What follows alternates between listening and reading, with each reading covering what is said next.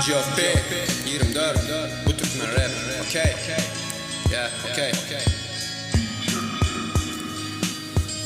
Galam yazar dilim aydar bununla size iki kelam. Bir yerleri gal başlaya gadir edip dersem salam. Benim atamına del bu domenim salan galam. Men galamı aşmol çünkü köprek şeker yalan. Sözler tayin aftarı ödüm götürülürler Türkino'dan. Sizler köprek melike stollu yok renk vinolar. Sizler bilen ödüm dene bu canım.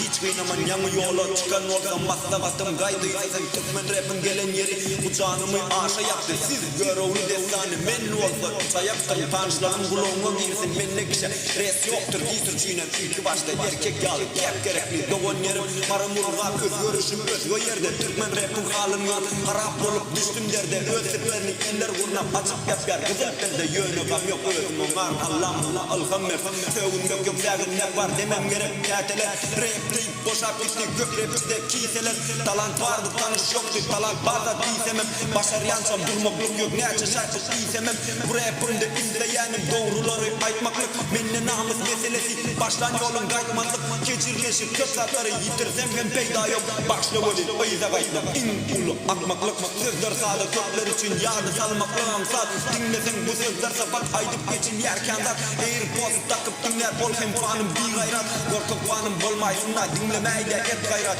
bu sözlerin hiçbirisi yöne yere yazılmadı yıllar geçti yöndüsün ot hiçbir yere baraymadı Türkmen rapan özgürüdü la blaze başrol tutup otur koyup gitti olan nokot için tiz aradı. Yeah, okay. Türkmen rap. Okay.